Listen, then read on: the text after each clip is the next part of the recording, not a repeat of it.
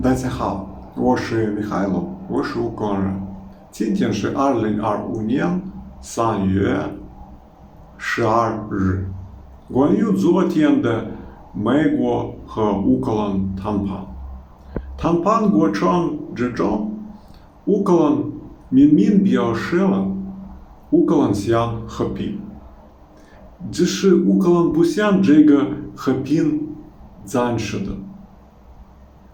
因为如果是暂时的话，那就几年之后，俄罗斯再会侵略。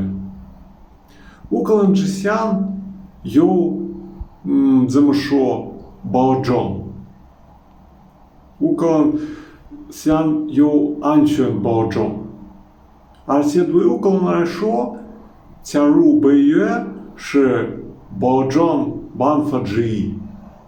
但是如今看着北约有可能不是最好的，有可能对乌克兰来说最好的就是和真正的盟友成立新的联盟，互相保护，就是这样。